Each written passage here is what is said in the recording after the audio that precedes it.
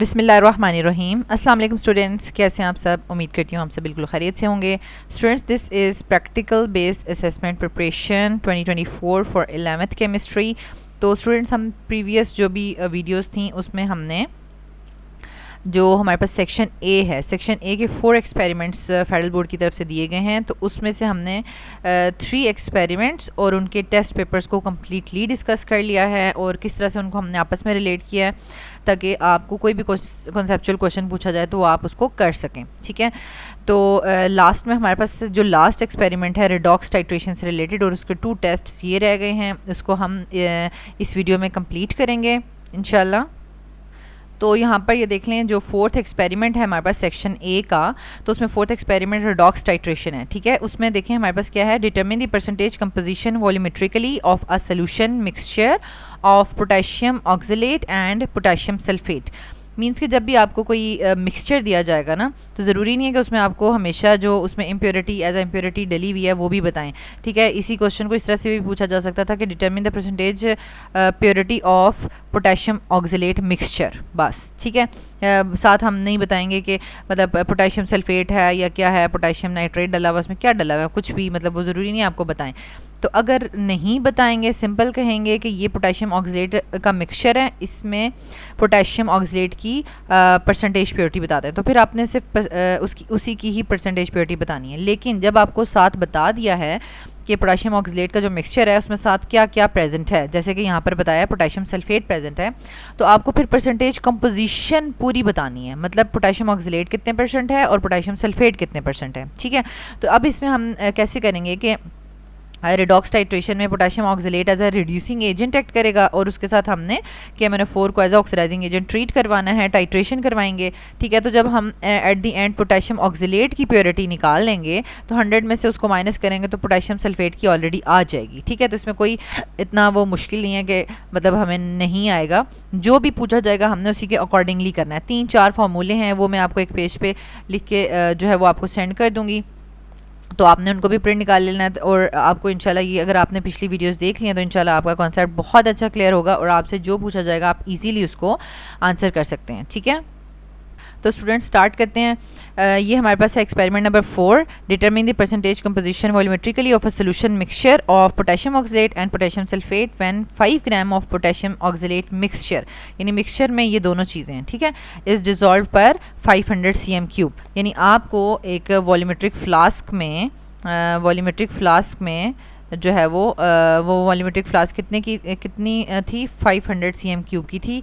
उसमें potassium oxalate का mixture कितना डाला है, 5 ग्राम ऐड करके सोल्यूशन बना के और दे दिया है। और आपसे पूछा कि आप बताएं कि इसमें पोटेशियम ऑक्सलेट कितने परसेंट है और पोटेशियम सल्फेट कितने परसेंट है, ये बता दें। ठीक है, ये पूरा का पूरा क्वेश्चन था।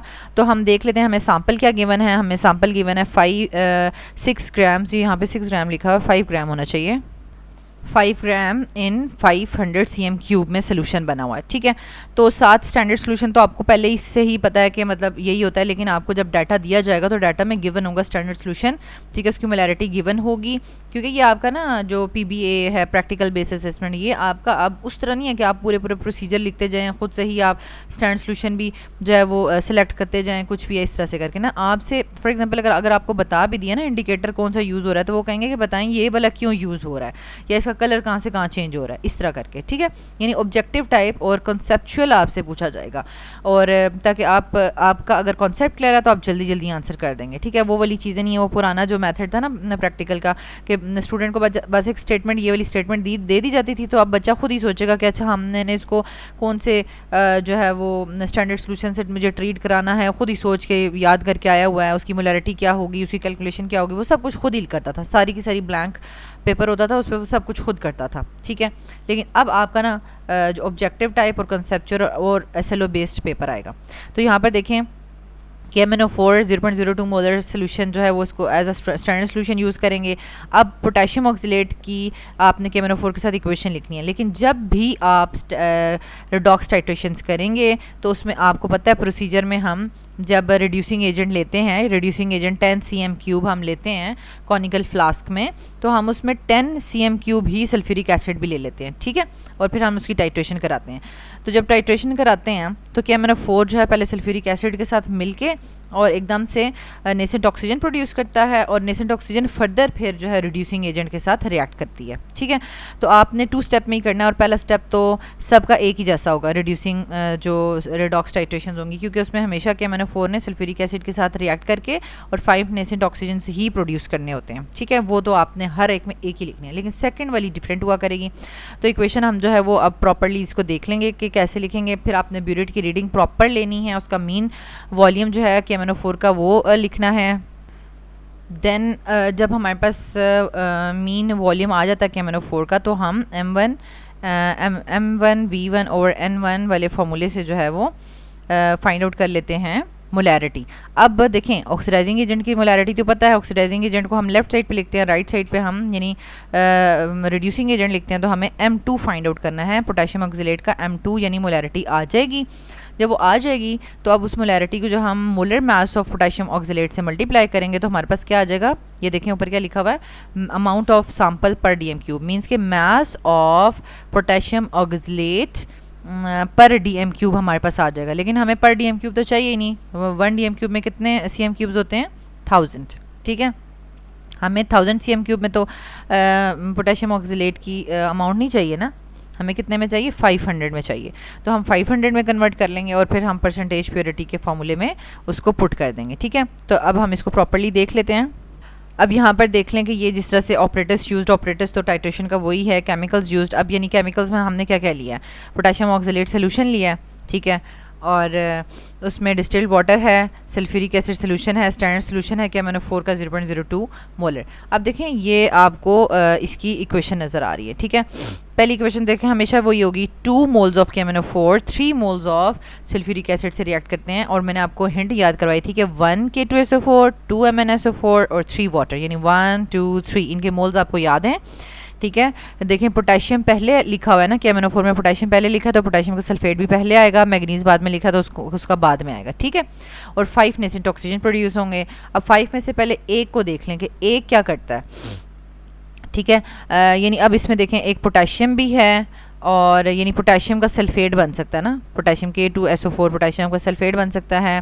बाकी ये जो ऑक्जेलिक एसिड है, ऑक्जेलिक एसिड की ऑक्सीडेशन होगी तो वो कार्बन डाइऑक्साइड एंड वाटर बना देगा, ठीक है।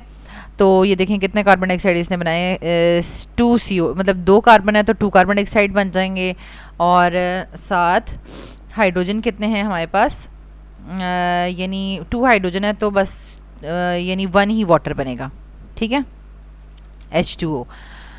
तो ये हमारे पास आ गया, और साथ ये ऑक्सीजन जो है वो किधर हमारा यूटिलाइज हो गया, ये वाला ऑक्सीजन H2O इधर यूटिलाइज हो गया, H2O, ठीक है, इधर यूटिलाइज हो गया।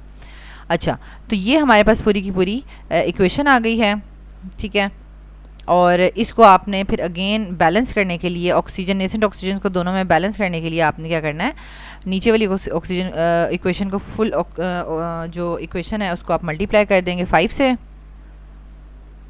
तो ये देखिए हमारे पास ये हमने पोटेशियम को सल्फेट के साथ मिला दिया, और ये हाइड्रोजन इसके साथ मिलके वाटर बना दिया इसने, ठीक है। तो C2O4 जो है ना, उन्होंने क्या बना दिया, 2 कार्बन डाइऑक्साइड बना दिए हैं, ठीक है। ये देखिए ऑक्सीजन भी पूरा हो गया और कार्बन भी पूरा हो गया। और अब इसको आपने बैलेंस करने के लिए पूरी इक्वेशन को 5 से मल्टीप्लाई कर दिया ताकि नेसेंट ऑक्सीजन जो है वो आपस में कट ऑफ हो जाए, ठीक है, यानी ये और ये आपस में कट ऑफ हो जाएगा। तो देखें आपने 2 KMnO4 और अब ये देखें 5। अब कुछ स्टूडेंट्स जो है ना जल्दी से गलती कर लेंगे कि वो कहेंगे अच्छा ये 4 सल्फ्यूरिक एसिड बनते हैं, तो ये 4 नहीं है, क्योंकि आपने 5 से इस पूरी इक्वेशन को मल्टीप्लाई कर दिया, तो ये नीचे वाली इक्वेशन में 5 सल्फेट्स हैं, ठीक है। तो ये हमारे पास 5 सल्फेट्स आ जाएंगे नीचे, और ऊपर वाली इक्वेशन में कितने 3, तो टोटल 8 सल्फेट्स आ जाएंगे। और फिर हमारे पास 5 पोटेशियम ऑक्सीलेट आ जाएंगे, ठीक है, क्योंकि इस पूरी इक्वेशन को बल्कि यहाँ पर इन्होंने स्क्वायर ब्रैकेट नहीं लगानी चाहिए, ठीक है। तो दूसरी तरफ भी K2SO4 2 MnSO4 और 8 वाटर, ठीक है, और यानी क्योंकि 5 वाटर नीचे थे और 3 वाटर ऊपर, तो 8 वाटर एंड 10 कार्बन डाइऑक्साइड आ गया, ठीक है। तो इस तरीके से आपने बहुत अच्छी प्रैक्टिस करनी है ताकि आप बैलेंस इक्वेशंस जल्दी जल्दी से लिख सकें। और स्टैंडर्ड सोल्यूशन तो आपको पता है, आपने 0.02 मोलर KMnO4 यूज़ किया था। अब देखें, ऑक्सीडाइजिंग एजेंट हमेशा हम लेफ़्ट साइड पे लिखते हैं और रिड्यूसिंग एजेंट राइट साइड पे, तो 2:5 जो है इनके मोल्स आ जाते हैं। इंडिकेटर क्या है, KMnO4 itself act as indicator, इसका लाइट पिंक कलर जो है वो एंड पॉइंट है, ठीक है। और अब इसका देखें प्रोसीजर, वही सारे के सारे प्रोसीजर हमने थर्ड एक्सपेरिमेंट और उसके टेस्ट में हमने रिपीट किए थे। यानी way out 5 gram potassium oxalate mixture and dissolve in 500 cm cube, उसमें हमने डिज़ोल्व कर लिया यानी उस वॉल्यूमेट्रिक फ्लास्क में, और जो ब्यूरेट है उसमें हमने KMnO4 डाल दिया, ठीक है। ये चीज़ मैंने आपको फर्स्ट लेक्चर में बताई थी कि ब्यूरेट में जो होता है उसको हम टाइट्रेंट कहते हैं, टाइट्रेंट ब्यूरेट में होगा, यानी यहाँ पर KMnO4 as a titrant act कर रहा है, और जो पोटेशियम ऑक्सलेट है वो एज अ टाइट्रेंड या टाइट्रेट एक्ट कर रहा है, ठीक है। अच्छा, फिर आपने क्या करना है, आपने पिपेट आउट करना है 10 cm cube of potassium oxalate solution और उसको कॉनिकल फ्लास्क में डालना है, और उसके अंदर आपने एसिडिक मीडियम क्रिएट करने के लिए 10 cm क्यूब सल्फ्यूरिक एसिड भी ऐड करना है और इसको हीट करना है, और eight the and titrate potassium oxalate solution with KMnO4 solution till the end point is reached. यानी ये प्रोसीजर तो आपसे लिखने के लिए कभी नहीं बोला जाएगा, लेकिन आपको पता होना चाहिए कि आपने क्या किया है, ठीक है। अब आपको ये रीडिंग बहुत अच्छे से नोट करनी आनी चाहिए, लेकिन यहाँ पर मुझे इस पिक्चर में तो बिल्कुल भी शेड नज़र नहीं आ रहा, लेकिन देखते हैं। यहाँ पर इन्होंने कहा कि यहाँ पर 0.5 है, इधर ये कह रहे हैं कि 5.5 है, और इधर 10 बता रहे हैं, और इधर लेकिन आपके पेपर में इतना ज़्यादा नहीं होगा, जैसे ये 5.4, ये पूरी लंबी लाइन लगी हुई है, 5.4 है, यहाँ पे 12.2 पे लंबी लाइन लगी हुई है लॉन्ग सी, और ये यहाँ पर लंबी लाइन लगी है 17.8 पे, ठीक है। फाइनल रीडिंग में से इनिशियल रीडिंग माइनस कर दें, आपके पास वॉल्यूम ऑफ KMnO4 यूज्ड आ जाएगा। फिर इसकी मीन वैल्यू निकालने के लिए आपने इन तीनों वैल्यूज़ को प्लस करना है और डिवाइड बाय 3 करना है, ठीक है। अच्छा, फिर उसके बाद आपने M1V1 over N1 is equals to M2V2 over N2 से आपने देखें, हमेशा KMnO4 लेफ्ट साइड पे लिख रहे हैं, रिड्यूसिंग एजेंट राइट साइड पे लिख रहे हैं, तो हमें KMnO4 तो पता था ना, हमने 0.02 मोलर लिया हुआ था, इसका हमें फाइंड आउट करना है, इसका मतलब है हमें M2 फाइंड आउट करना है, ठीक है। बाकी सारी वैल्यूज़ पुट कर देंगे, हमारे पास आ गया 0.0275 मोलर, ठीक है। ये किसकी मोलैरिटी है, पोटेशियम ऑक्सलेट की। अब हमारे पास एक फार्मूला होता है mass ऑफ पोटेशियम ऑक्सलेट पर DM क्यूब, वो कैसे हम फाइंड आउट करते हैं, is equals to molarity into molar mass of potassium oxalate. तो एक लाइन पहले आपने क्या करना है, molar mass of potassium oxalate पहले फाइंड आउट करना है, ठीक है। ये मैंने हर वीडियो में बताया कि आपने खुद सामने ही फाइंड आउट करना है और प्रॉपरली। देखें, इसमें मिस्टेक नहीं होनी चाहिए, ध्यान से आराम से कीजिएगा, क्योंकि अगर एक भी कैलकुलेशन में गलती हुई तो आगे तो सारे आंसर्स गलत हो जाएंगे, इसलिए ध्यान से आप लोगों ने इसको करना है। तो मोलर मास को मोलैरिटी से मल्टीप्लाई करें तो आपके पास 4.565 ग्राम्स पर DM क्यूब अमाउंट आ गई है। लेकिन तो आपको तो जो स्टेटमेंट दी हुई थी तो उसमें तो आपको अमाउंट जो है किस में मतलब आपने डाला था सोल्यूशन, कितना सोल्यूशन बनाया था, देखें 500 में डाला था ना आपने, 500 cm क्यूब में आपने 5 ग्राम पोटेशियम ऑक्सलेट मिक्सचर डाला था, तो अभी भी आपने पोटेशियम ऑक्सलेट की अमाउंट जो है वो 500 cm क्यूब में फाइंड आउट करनी है। तो उसके लिए आपने ये कंपैरिजन करना है कि जैसे आपको पता है कि 1 DM क्यूब 1000 cm क्यूब के इक्वल होता है, तो 1000 cm cube solution contains potassium oxalate, वो इतनी वैल्यू है जो ऊपर हमने कैलकुलेट किया 4.565, 1 में कितनी है और 500 में कितनी है, ठीक है।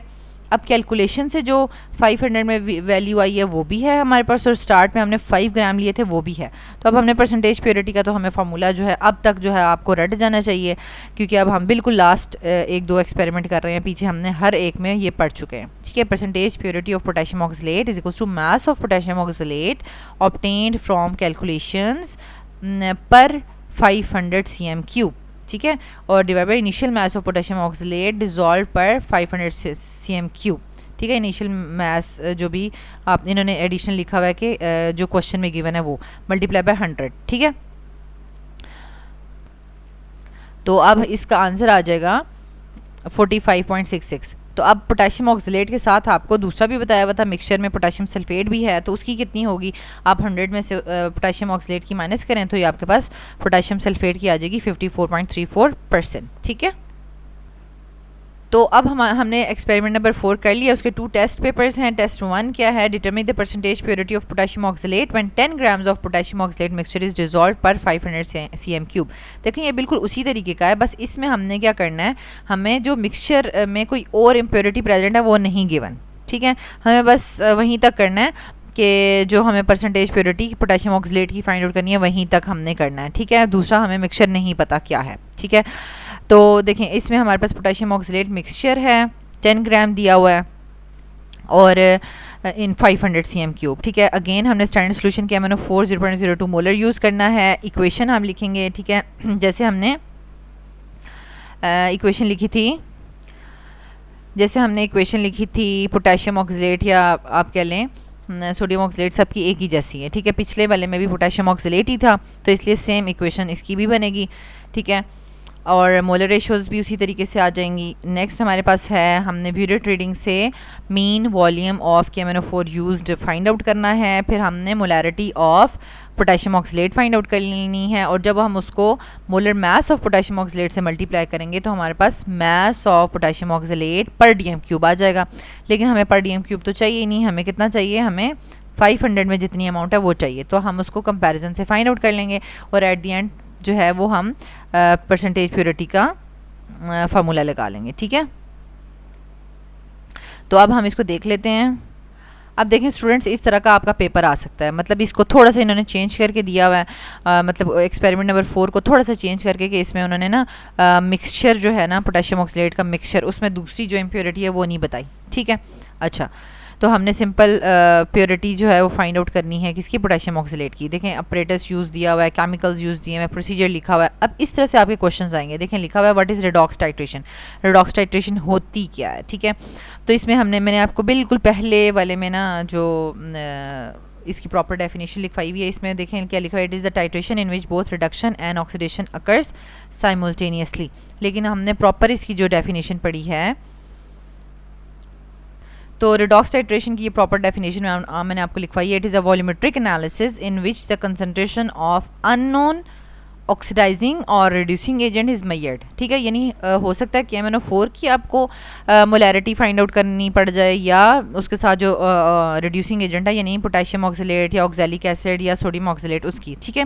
तो इसलिए आपने लिखा है it is a volumetric analysis in which concentration of unknown oxidising और reducing agent is measured by, किस तरह हम करते हैं, by the reaction between oxidising and reducing agents, ठीक है, उनके दरम्यान में रिएक्शन करते हैं। और उसमें KMnO4 एक्ट करता है एज अ सेल्फ इंडिकेटर, ठीक है।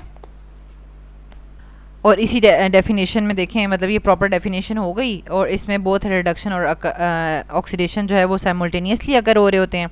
अच्छा, नेक्स्ट है what is the colour change after the addition of KMnO4 solution. तो KMnO4 सोल्यूशन में क्या कलर चेंज आता है जब हम उसको डालते हैं, यानी लाइट पिंक आता है, light pink which is the end point. अब आपने लाइट पिंक बताना है कि एंड पॉइंट पे जाके लाइट पिंक आता है, ऐसे नहीं कि हम बस KMnO4 डालते जाएंगे और सोडियम ऑक्सलेट या ऑक्सैलिक एसिड जो है वो बस पिंक लाइट पिंक कलर का होगा, नहीं। हम पर्पल कलर का KMnO4 डालेंगे, उसको फ्लास्क को शेक करेंगे तो वो पर्पल कलर एकदम से दोबारा डिसअपियर होता जाएगा, हम उसको और ड्रॉप्स डालते जाएंगे और एक टाइम आएगा एंड पॉइंट पे लाइट पिंक कलर जो है वो परसिस्ट कर जाएगा, ठीक है, रिटेन कर जाएगा। देन राइट ओवरऑल इक्वेशन लिखना भी बहुत आसान है, ठीक है, प्रैक्टिस करनी है बहुत ज़्यादा आपने। ये 1 नंबर की है। फिर आपने टेबल जो है वो फिल करना है। देखें ये तो 2 मार्क्स का ये है, ठीक है, यानी 6.5 रीडिंग है यहाँ पर, 17.3 रीडिंग है, साथ साथ हम देखते जाते हैं 6.5 17.3, ये देखें, इसको नोट करते जाएं कि हम सही नोट कर रहे हैं। फिर यहाँ पर 9 रीडिंग है और यहाँ पर 19.9 है, ठीक है, एक साइड पे 9 है और दूसरी 19.9 है, ठीक है। फिर यहाँ पर मुझे नज़र आ रही है 11.2 और इधर 22.2, ठीक है, और ये 11.2 22.2, ठीक है। फाइनल रीडिंग में से इनिशियल रीडिंग माइनस करेंगे तो आपके पास वॉल्यूम ऑफ KMnO4 यूज्ड आएगा। इसकी मीन वैल्यू फाइंड आउट करनी है, इन तीनों को ऐड करें, 3 से डिवाइड करेंगे तो मीन वैल्यू आ जाएगी, ठीक है। अच्छा, अब नेक्स्ट आपके पास देखें ये इस तरीके से होगा कि वो आपसे पूछ रहे हैं कि number of moles of potassium magnet potassium पर मैग्नेट और पोटेशियम ऑक्सलेट, ठीक है, इन दोनों के बताएं। तो ये हमने जब बैलेंस इक्वेशन लिखी हुई है तो 2:10 इनका आंसर आ रहा है ना, 1 मिनट किधर गया, 2:10 तो नहीं है बल्कि 2:5 है, 2:5 है, ठीक है। 10 वो मोहर सॉल्ट वगैरह में था। अच्छा, यहाँ पे 2 लिखेंगे, नीचे वाले में 5 लिखेंगे। अच्छा, फिर आपने ये KMnO4 वर्सेस K2C2O4 का ये फॉर्मूला लगा के और M2 फाइंड आउट करना है, ठीक है। ये देखें यहाँ पर ये हमने M2 फाइंड आउट कर लिया, मोलैरिटी ऑफ पोटेशियम ऑक्सीलेट आ गई।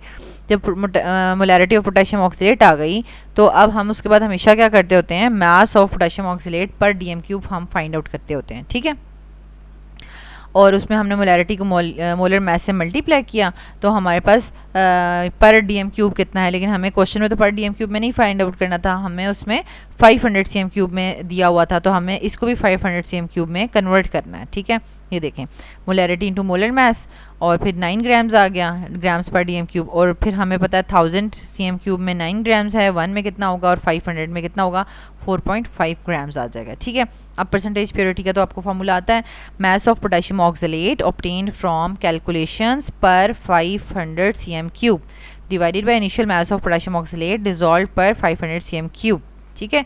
इनिशियल लिख दिया तो ये बताने की बेशक ज़रूरत नहीं है कि गिवन इन द क्वेश्चन, क्योंकि इनिशियली हमें क्वेश्चन से ही पता चला है, ठीक है। 4.5/10 मल्टीप्लाई बाय 100 45.24% जो है वो परसेंटेज प्योरिटी आ गई है पोटेशियम ऑक्सलेट की। अब जो भी इम्प्योरिटी होगी वो बाकी इम्प्योरिटीज़ ही हैं, ठीक है। अब हमारे पास एक्सपेरिमेंट नंबर 4 का ये सेकंड टेस्ट है, जो कि लास्ट टेस्ट है क्योंकि इसके 2 ही टेस्ट थे, ठीक है। तो इसमें देख लें, सिंपल क्या लिखा हुआ है, determine the amount of sodium oxalate into 50 cm³ of the solution volumetrically, यानी इसमें हमें सिर्फ अमाउंट फाइंड आउट करनी है, कोई परसेंटेज प्योरिटी वगैरह फाइंड आउट नहीं करनी, सिंपल, ठीक है। तो इसमें अब आपको आइडिया तो हो गया होगा कि हमें कहाँ तक जाना है, ठीक है। सबसे पहले हमें पता है सैम्पल सोडियम ऑक्सलेट गिवन है 500 cm³ में, लेकिन कितना डाला हुआ है वो हमें नहीं पता, वही अमाउंट हमने असल में फाइंड आउट करनी है, ठीक है। अच्छा, स्टैंडर्ड सोल्यूशन हमने वही लिया 0.02 मोलर KMnO4। इक्वेशन बिल्कुल जैसे हमने पोटेशियम ऑक्सलेट की इक्वेशन लिखी है वैसे ही इसकी भी इक्वेशन लिखेंगे, और मोलर रेशियोज 2:5 आ जाएगा, ठीक है। और वॉल्यूम, मीन वॉल्यूम जो है वो ब्यूरेट रीडिंग से हमने KMnO4 का फाइंड आउट कर लेना है, और उसके बाद जब हमारे पास इसकी वैल्यू आ जाएगी, सोल्यूशन यानी वॉल्यूम ऑफ KMnO4 यूज्ड आ जाएगा, तो अब हमने क्या करना है, मोलैरिटी फाइंड आउट कर लेनी है सोडियम ऑक्सलेट की M2, ठीक है। तो जब वो आ जाएगी तो फिर हम क्या करेंगे, उसको molar mass of sodium oxalate से मल्टीप्लाई करके पर DM³ अमाउंट फाइंड आउट कर लेंगे, लेकिन हमें क्वेश्चन में तो पर DM³ नहीं चाहिए, तो इसलिए हमें पता है कि 1000 में अगर इतनी अमाउंट है, 1 में कितनी होगी और फिर 250 में कितनी होगी, हम उसको इजीली फाइंड आउट कर लेंगे, ठीक है। तो ये हमारा था, और अब हम इसको प्रॉपर्ली देख लेते हैं। अब देखें इस तरीके से आपको दिया होगा पेपर में, जब आपके आएगा ऑपरेटर्स भी आपको गिवन होगा, केमिकल्स जो हैं वो गिवन है, अच्छा जी, प्रोसीजर गिवन है। अब आपसे कॉन्सेप्चुअल क्वेश्चंस किए जाएंगे, ठीक है, यानी identify sodium oxalate and KMnO4 as oxidizing and reducing agent, यानी इसमें से कौन ऑक्सीडाइजिंग एजेंट है और कौन रिड्यूसिंग एजेंट है, ठीक है। तो यहाँ पे सिंपल लिख दिया sodium oxalate is a reducing agent and KMnO4 is a oxidising agent, ठीक है। तो अब इसमें हम जो है सिंपल इसको हम बता भी सकते हैं, बल्कि आप इसको इसका डिटेल आंसर भी लिख सकते हैं। फॉर एग्जांपल जैसे ये लिखा हुआ है ना, sodium oxalate is a reducing agent and KMnO4 is oxidizing agent, तो इसको आप इस तरह से भी लिख सकते हैं कि in sodium oxalate carbon is oxidizing from +3 to +4, ठीक है, यानी उसकी जो ऑक्सीडेशन स्टेट है वो चेंज हो रही है। देखें अब ये आपके पास पूरी वो है ना इक्वेशन है, इसमें अगर आप सोडियम ऑक्सलेट में कार्बन की ऑक्सीडेशन स्टेट देखें तो वो +3 है, ठीक है, और यहाँ पर ये कार्बन डाइऑक्साइड में जो है इसकी +4 है, ठीक है। तो इन sodium oxalate the oxidation state of carbon is converting from is changing from +3 to +4, so it oxidize and sodium oxalate will act as a reducing agent, ठीक है। और फिर आप लिखेंगे and in KMnO4 manganese oxidation state is changing from +7 to +2, ठीक है, ये +7 है KMnO4 में, अगर देखें तो +7 ऑक्सीडेशन स्टेट है और मैग्नीज सल्फेट में इसकी +2 है, ठीक है। The oxidation state of manganese is changing from +7 to +2, so manganese undergo reduction, manganese की रिडक्शन हो रही है, so whole KMnO4 will act as a oxidizing agent, ठीक है। या ब्रैकेट में छोटा सा लिख सकते हैं, मीन्स कि आपको पूरा का पूरा कॉन्सेप्ट है कि ये क्यों हुआ भाई, कैसे हुआ, हमने इसको रट्टा तो नहीं मारा, ठीक है, ये इस तरीके से। Why sulphuric acid is added in the KMnO4 titration, यानी हम हर एक में टाइट्रेशन में ऐड करी जा रहे हैं, तो यहाँ पर देखें इन्होंने प्रॉपर इसका आंसर लिखा है कि it provides excess hydrogen ions, means कि ये क्या करता है, ये हमें यानी एसिडिक मीडियम प्रोवाइड करता है, ठीक है, in a solution which allow the reaction to continue. ठीक है, यानी कि इसमें ये हमें हाइड्रोजन आइंस प्रोवाइड करता है जो कि रिएक्शन को कंटिन्यू रखने के लिए इम्पॉर्टेंट है। ठीक है, नेक्स्ट जो है वो इसका दूसरा फ़ायदा क्या है, it prevents the formation of manganese dioxide. ठीक है, यानी MnO4 को MnO2 में कन्वर्ट होने से ये बचाता है। ठीक है, तो जिसकी वजह से प्रॉपर जो हमें हमारी डिज़ायर्ड जो ये रिएक्शंस हैं, प्रोडक्ट्स हैं, वो बनती हैं और नेसेसरी ऑक्सीजन बनता है और फर्दर हमारा रिएक्शन जो है वो कंप्लीट होता है। ठीक है, इट इज़ प्रिवेंटिंग, ये क्या करता है, prevent the formation of manganese dioxide, यानी MnO4 को MnO2 में कन्वर्ट होने से ये रोक रहा होता है। ठीक है, तो ये हमारे पास इसका आंसर हो गया। फिर आपके पास है, देखें 0.5 के नंबर्स हैं ये। ठीक है, अगर ज़्यादा आपने नहीं भी लिखना ना इसका, तो आप इसको जैसे इसमें डायरेक्ट लिख दिया था सोडियम ऑक्सीलेट रिड्यूसिंग एजेंट है कि MnO4 ऑक्सीडाइजिंग एजेंट है, तो आप ब्रैकेट में इस तरह लिख सकते हैं, यानी इस तरीके से आपने ये लिख दिया। वैसे तो ये भी मैंने बोर्ड पे लिखा है ना, हाथ से लिख रही हूँ तो इतना अच्छा नहीं लिखा जा रहा, लेकिन आप अगर एक लाइन में लिखेंगे तो ये आ जाएगा। जैसे सोडियम ऑक्सीलेट, इसमें कार्बन +3 से +4 में जा रहा है, तो कार्बन ऑक्सीडाइज हो रहा है, so it is reducing agent. ठीक है, यानी खुद जो ऑक्सीडाइज हो रहा होगा तो वो एजेंट जो है ना ऑपोजिट एजेंट एक्ट करेगा। कि MnO4 में मैग्नीज +7 से +2 में जा रहा है, मैग्नीज रिड्यूस हो रहा है, so it is oxidizing agent. ठीक है, यानी कि MnO4 जो है वो ऑक्सीडाइजिंग एजेंट है। फिर आपने ओवरऑल इक्वेशन की आपने प्रैक्टिस की हुई है वो लिखेंगे। फिर आप टेबल से जो है वो ब्यूरेट की रीडिंग टेबल में लिखेंगे और उसकी मीन वैल्यू फाइंड आउट करेंगे। यहाँ पर मुझे जो वैल्यूज़ नज़र आ रही हैं वो मैं लिखती हूँ, 3.1 है और 12.5 लग रहा है, 3.1 और 12.4 लिखा हुआ है, 3.1 और 12.4 है, 12 1 2 3 4 ही था, 10.2 और 19.5, 12.2 और 19.5। फिर है हमारे पास यहाँ पर 15.4 और 24.8, 15.4 और 24.8। ठीक है, फिर आपने इसमें फाइनल में से इनिशियल रीडिंग माइनस करनी है, आपके पास वॉल्यूम ऑफ MnO4 यूज्ड आ जाएगा, उसकी मीन वैल्यू निकाल लें, ऐड करके 3 से डिवाइड कर दें। ठीक है, इस तरीके से आपसे number of moles of MnO4 पूछे जा सकते हैं। ठीक है, बैलेंस इक्वेशन आपने लिख लिया ना, उसमें MnO4 2 हैं और सोडियम ऑक्सीलेट 5 हैं। ठीक है, यहाँ पे 2 लिखेंगे, 5 लिखेंगे। फिर आपने मोलैरिटी फाइंड आउट करनी है सोडियम ऑक्सीलेट की। ठीक है, 1v1/n1 वाले फार्मूला से, और ये देखें आपने फाइंड आउट कर ली और वो आ गई 0.0465 मोलर। ठीक है, अच्छा नेक्स्ट आपके पास आ जाता है, आपने यानी हमारे पास जो क्वेश्चन था ना, क्वेश्चन में हमारे पास 250 था, 250 cm³ में हमने सोडियम ऑक्सीलेट की अमाउंट फाइंड आउट करनी है। तो पहले तो हम एक डायरेक्ट तो 250 में भी नहीं कर सकते। ठीक है, पहले हमें इसको पर dm³ फाइंड आउट करना है, और जैसे कि ये देखें sodium mass of sodium oxalate पर dm³ मोलैरिटी को molar mass of sodium oxalate से मल्टीप्लाई करेंगे, 6.231 आ जाएगा। ठीक है, अब यहाँ पर ना ये बाय मिस्टेक 500 लिखा गया है, क्योंकि हमने 500 में नहीं फाइंड आउट करनी, हमने 250 में फाइंड आउट करनी है। ठीक है, तो हमने क्या देखें, 1000 में 6.231 है, 1 में कितना होगा और फिर 250 में कितना होगा। ठीक है, यहाँ पे कैलकुलेशन इन्होंने यहाँ पे ठीक लिखी हुई है कि 6.231 डिवाइड बाय 1000 इंटू 250। ठीक है, तो ये 250 में ही हमने फाइंड आउट करना है, तो ये हमारे पास आंसर आ गया है।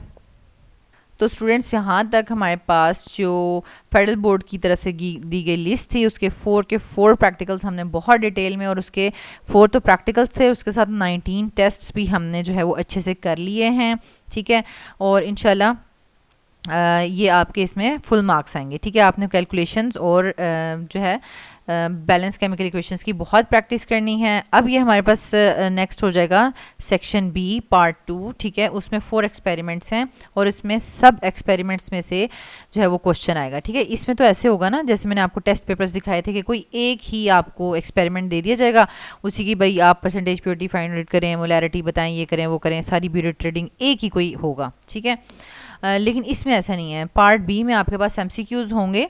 ठीक है, लेकिन वो इन चारों प्रैक्टिकल्स को आपने उनकी थ्योरी, उनकी कैलकुलेशंस, उनका ऑपरेटर्स भी आ जाता है। स्टूडेंट्स ऑपरेटर्स को इतना हल्का लेते हैं, ऑपरेटर्स की डायग्राम आ जाती है, भाई चलें बताएं, और उसके एरो लगे होते हैं कि भाई अब डिफरेंट पार्ट्स के नाम बता दें। अब नाम ही नहीं आ रहे होते, मतलब हम जब याद करेंगे तो हमें नाम आ जाएंगे उस वक्त, ठीक है।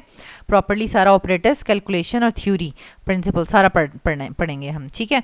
तो उसमें आपका ऑब्जेक्टिव है, जैसे आप एग्ज़ाम्स में जाते हैं, आपका फर्स्ट पार्ट यानी आपको 20 मिनट्स में या 25 मिनट्स में ऑब्जेक्टिव करना होता है, ठीक है। जब आप पढ़ के गए होते हैं तो आप एग्जैक्ट उसी पे लगाते हैं टिक, और 10 मिनट्स में आप सॉल्व कर लेते हैं। सेम इसमें भी उसी तरीके से होगा। जब आप अच्छे से सारी प्रैक्टिस करके जाएंगे तो आपका इसमें भी फुल मार्क्स आएंगे इंशाल्लाह। तो अभी नेक्स्ट वीडियो में इंशाल्लाह मैं आपको 1 बाय 1 एक जो है वो इसका जो थ्योरी है वो सारी एक्सप्लेन करने के बाद आपको मैक्सिमम जितने भी मेरे पास MCQs हैं उनकी प्रैक्टिस करवा दूंगी, ठीक है। 1 बाय 1 इन चारों जो है एक्सपेरिमेंट्स को हम कर लेंगे इंशाल्लाह, ठीक है। उसके अलावा भी अगर कोई क्वेश्चन हुआ तो आप पूछ सकते हैं। अल्लाह ताला आपको दोनों जहानों में कामयाबी अता फरमाए, अल्लाह ताला आपको आसानियाँ अता फरमाए और आसानियाँ तकसीम करने का शर्फ अता फरमाए, आमीन।